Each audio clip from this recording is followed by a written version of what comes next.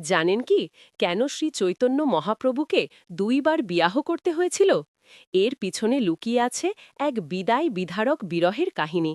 গৌরাঙ্গের প্রথম বিবাহ হয়েছিল মা লক্ষ্মীর অংশ রূপা লক্ষ্মী প্রিয়াদেবীর সঙ্গে। দুজনে জীবন ভরেছিল আনন্দ আর ভক্তিতে। কিন্তু একদিন নিমাই যখন পূর্ববঙ্গের ভ্রমণে গিয়েছিলেন, নবলদ্বীপে ঘটে গেল এক ভয়ঙ্কর ঘটনা। সাপে দংশন করল লক্ষ্মী প্রিয়াদেবীকে। নিমাই ফিরে এলেন, কিন্তু তার প্রিয়া তখন আর নেই। প্রিয়ার বিরহে নিমাই হয়ে গেলেন নিস্তব্ধ নিরাবেগ। মা শচীদেবী পুত্রের সেই শূন্য জীবন দেখে অনুরোধ করলেন, পুত্র আবার সংসারী হো। মায়ের কথায় নিমাই বিয়াহ করলেন বিষ্ণুপ্রিয়া দেবীকে।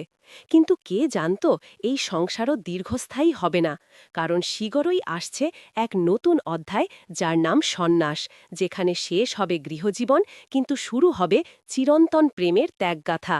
যদি সত্যে শ্রী চৈতন্যদেবের ওপর বিশ্বাস থাকে, তাহলে ভিডিওটি লাইক ও সাবস্ক্রাইব করুন।